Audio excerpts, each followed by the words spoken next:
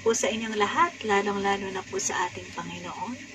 Ako po si Sister Seng ng United Arab Emirates, Store of Faith, at member po ako ng Sergeant Ministry.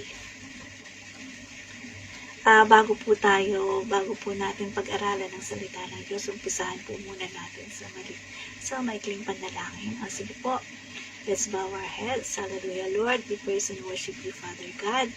We love you and we thank you, Father God, sa maraming beses na pagpapatawad niyo sa amin at sa hindi po niyo pagbabago na pagmamahal sa amin. Lord, alam po namin lagi kang nandyan at nagpapasalamat po kami dahil ang presence mo ang siya pong nagsisilbing lakas at protection namin sa araw-araw naming buhay. Lord, sa oras na ito, tanggalin mo po lahat ng sagabal sa aming kaisipan, sa aming puso, para po malayang makapasok ang mga bagay na gusto po nyo sabihin sa amin sa morning devotion na ito. Lord, ito po ang aming dalangin sa ngalan ng iyong anak na si Jesus at lahat po kami ay nagsasabi ng Amen. Ayan. Uumpisahan ko po yung morning devotion natin sa pamamagitan po ng isang maikling kwento na nangyari sa akin last Saturday.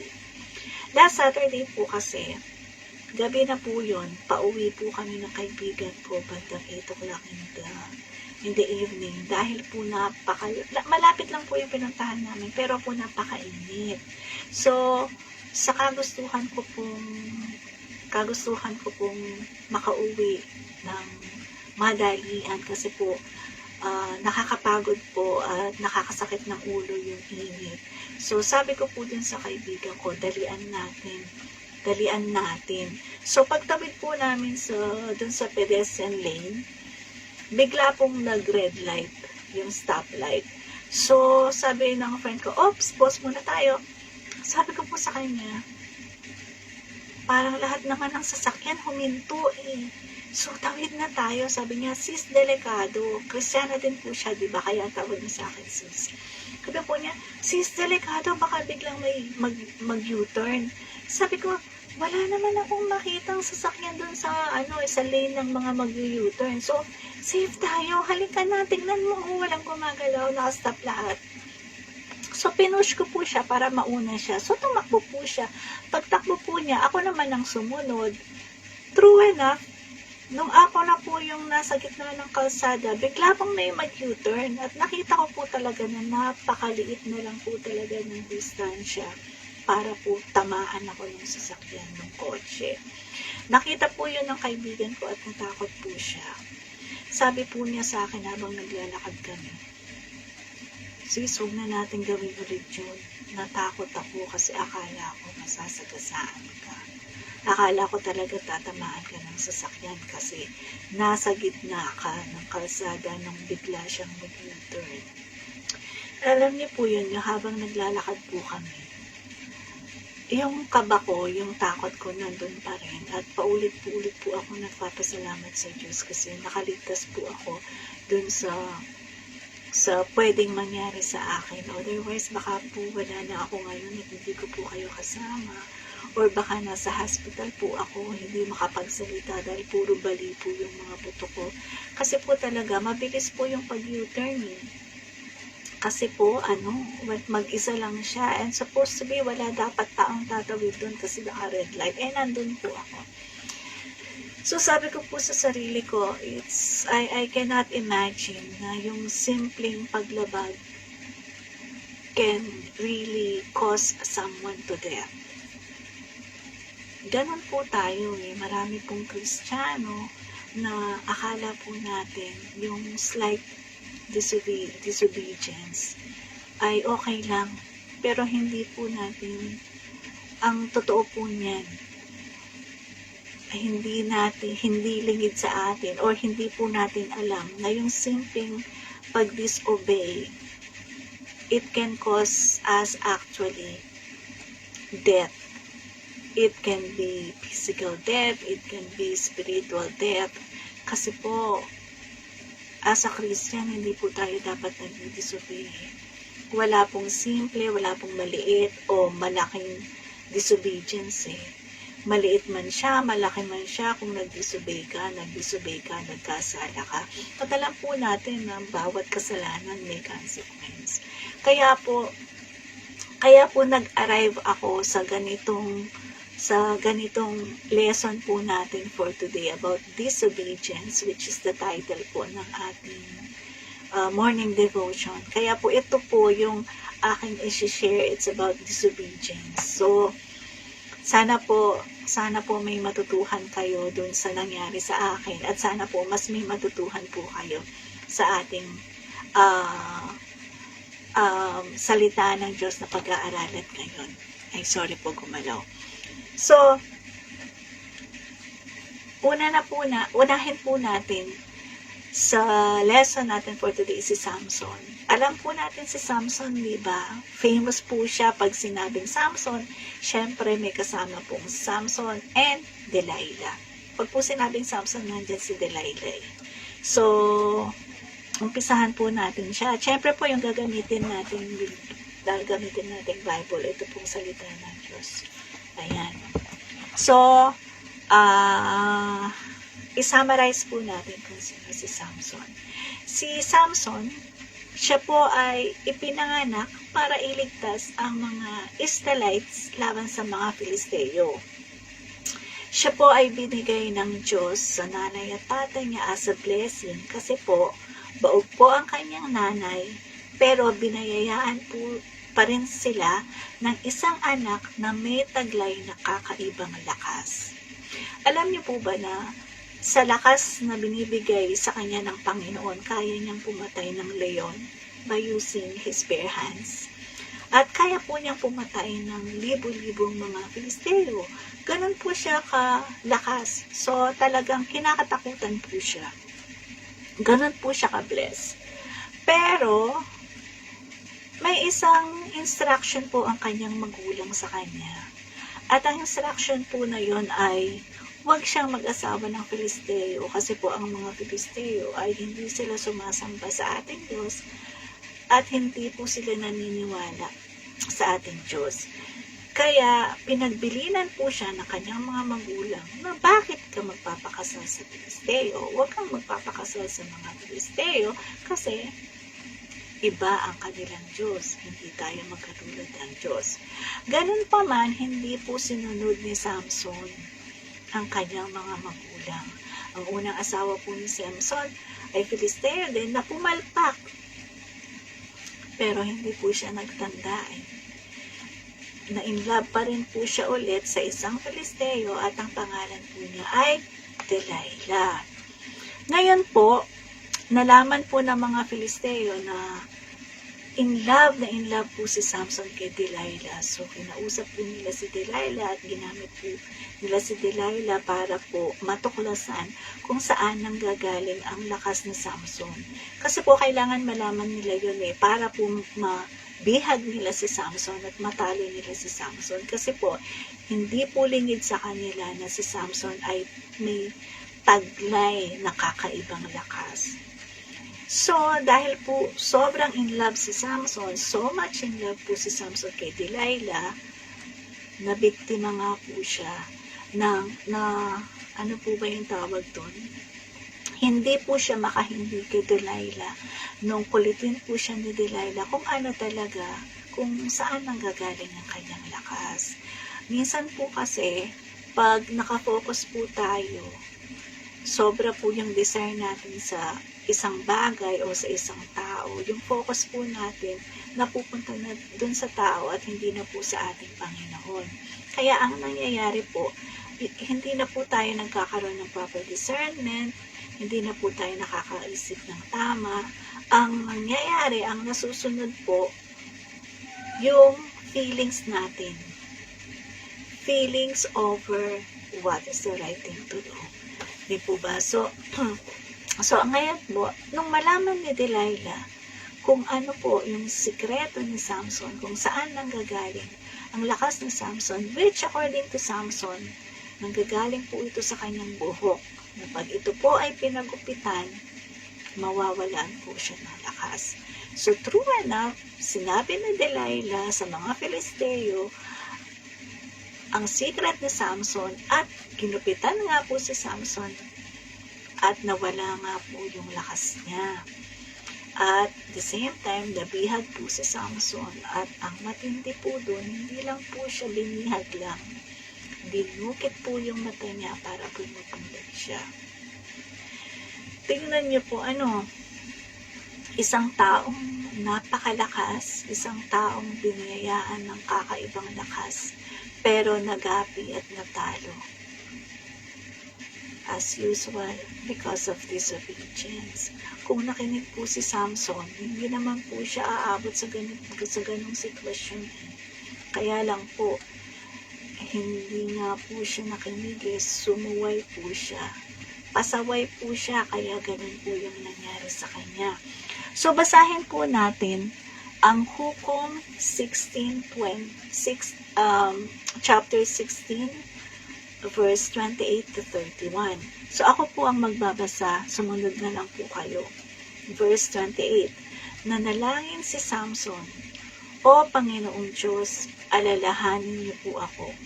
Kung maaari, ibalik niyo po ang lakas ko kahit minsan pa para makaganti po ako sa mga Filisteo sa pagdukit nila sa mga mata ko.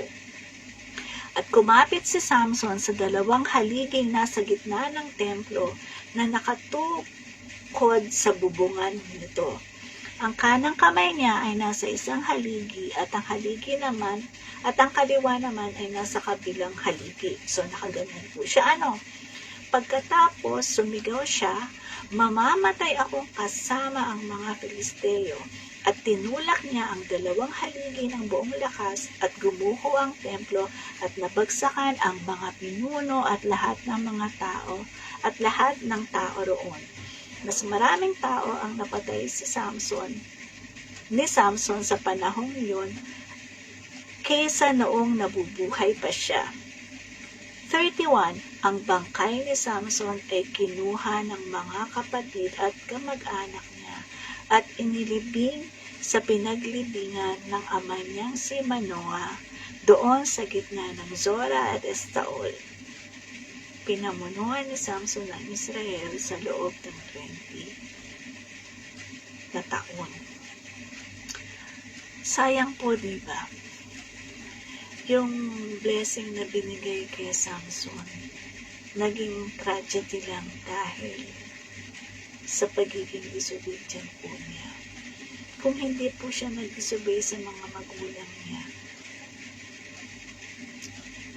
palagay ko po nasa win-win situation siya lagi dahil may kakaiba siyang lakas at the same time, kaya niyang pamunuan ang Israel hindi lang po sa loob ng 20 years kundi sa mas marami pang taon.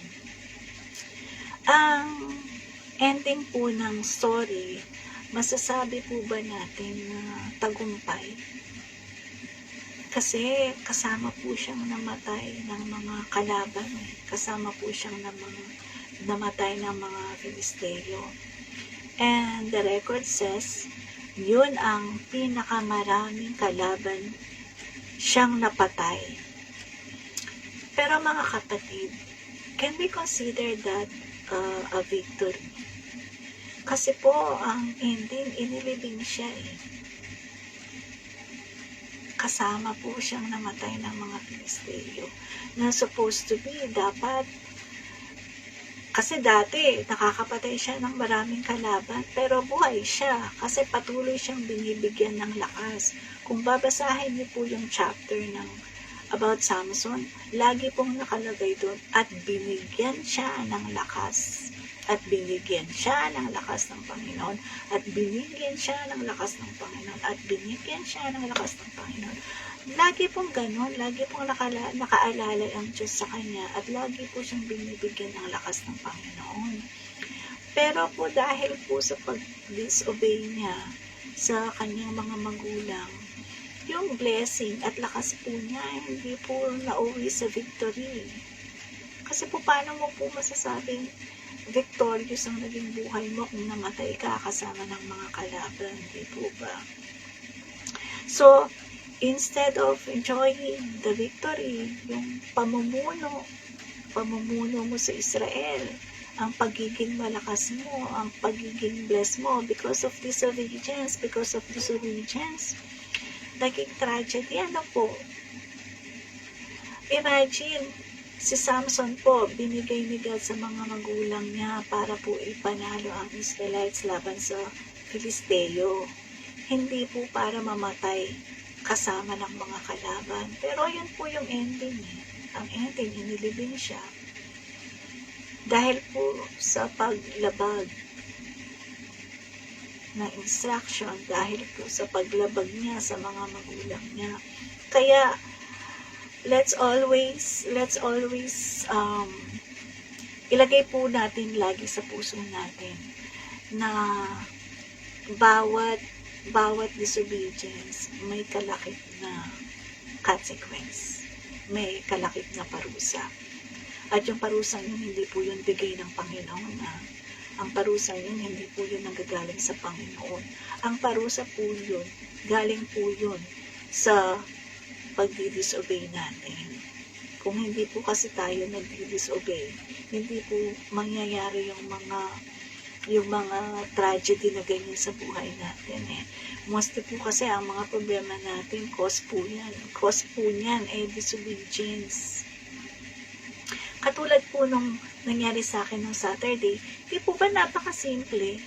Tama naman po yung kaibigan ko Hindi naman po kami maghihintay ng isang araw para mag-green light Baka po matagal na po yung 1 minutong paghihintay, pero hindi po ako makapaghintay.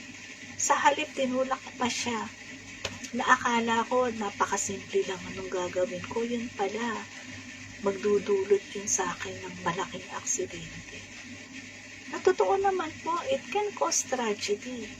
Kaya po lesson natin for tonight, for this morning, huwag po tayong mag-disobey. So, meron pa po isang disobedience na nangyari. Ito po, alam na po ng lahat. Pero just to remind us, para po mabuhay at ma-refresh ulit ang ating kaisipan, ang ating puso, na hindi po tayo nagdi-disobey. So, magkwentuhan naman po tayo ngayon about Adam and Eve. So, umpisahan po natin when God created the world. Di po ba, bago po niya ginawa si Adam and Eve, tinapos po muna niya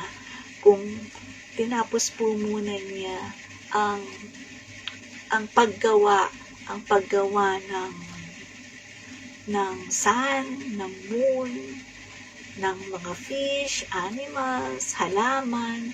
Parang gumawa po muna siya ng paradise kung saan niya ititira si Adam and Eve para po lahat ng pangangailangan nila nandun na pag sila ay ginawa ni God. And to think, lahat po ng ginawa ni God, ginawa lang po niya by means of talking, by means of speech. Pero po si Adam, nung gawin niya, nag-exert po siya ng effort. Gumalaw po yung mga kamay niya. Di po ba? And at the same time, dahil mahal niya si Adam, gumawa po siya ng makakatulong ni Adam at makakasama ni Adam. So, ayun, they are living in a world of paradise. Sa Garden of Eden po, nandun po lahat ng pangangailangan nila. At, ano po ba yon? At, ano po ba ang instruction ni God sa kanila? Basahin po natin sa Genesis 2:16. Genesis 2:16 po ba siya? Ayan, tama. 16, at sinabi niya sa tao, makakakain ka ng kahit anong bunga ng punong kahoy sa halamanan. 17, maliban lang sa bunga ng punong kahoy na nagbibigay ng kaalaman kung ano ang mabuti at masama, sapagkat sa oras na makain mo ito, tiyak na mamamatay ka. Okay. Mahirap po ba yung instruction ni God? Pwede nilang kainin ang lahat. Pwede nilang gawin ang lahat. Walang bawal, isa lang. Huwag kakainin yung bunga ng punong kahoy sa halamanan. Yun lang. Kakainin naman nila lahat. Pwede naman lahat. Yung isang halaman na lang, yung isang halaman lang na yun, ang hindi nila pwedeng kainin ang bunga. Napakahirap ba nun? Hindi po, diba? Napakasimple po. But then again, ang tanong, did they obey? Ayan na naman po tayo. Hindi na naman po sila nag-obey. Sumunod po ba sila? Hindi po. Diba? Kinain po nila. At ano po ang naging resulta? Nagalit po si God. Kasi po naman, lahat po ng privilege, lahat-lahat po, ibinigay na sa kanila. Yun lang, hindi pa nila masunod. So, sa galit po ni God, ano pong ginawa? Ano pong nangyari? Pinaalis po sila sa Garden of Eden.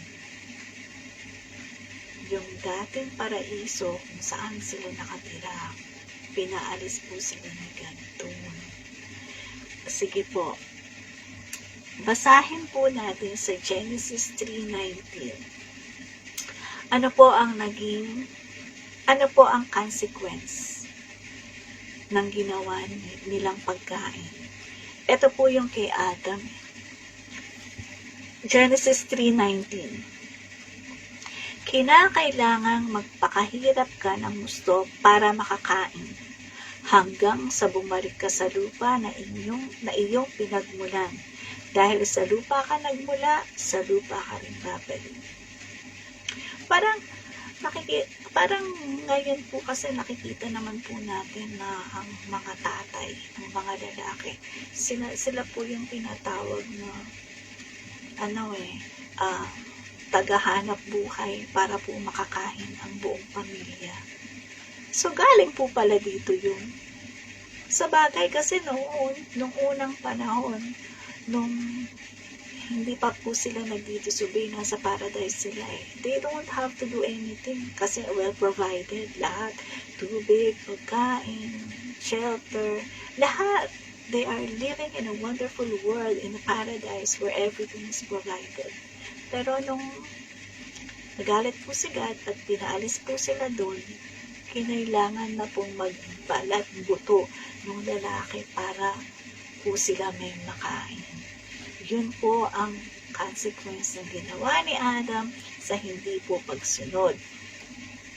Ano naman po yung consequence ng babae ni Eva sa hindi po niya pagsunod?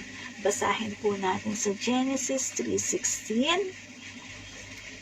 Sinabi rin niya sa babae, dahil sa ginawa mo, dadagdagan ko ang paghihirap mo sa pagbubuntis at mararamdaman mo ang sobrang sakit sa iyong panganganak. Pero sa kabila niyan, hahanapin mo pa rin ang inyong asawa at maghahari siya sa iyo. See that? Kaya pala, ganong kasakit yung panganganak eh. Although hindi pa po ako nanganak. At hindi ko po alam kung mararanasan ko yun. So, maganda po ba yung consequence ng ginawa ni Adam at ni Eve? At ni Eva? Nakita niyo po ba na kung ano ang nangyayari sa mga simpleng hindi pagsunod? Napakadali namang sumunod, pero hindi sumunod. Ano po yung nangyari? Kapahamakan, di po ba? Ang hirap kasi, akala natin yung simpleng hindi pagsunod, okay lang eh. Akala siguro natin hindi makikita ni God. Simple lang eh. Maliit na pag-disobey lang po.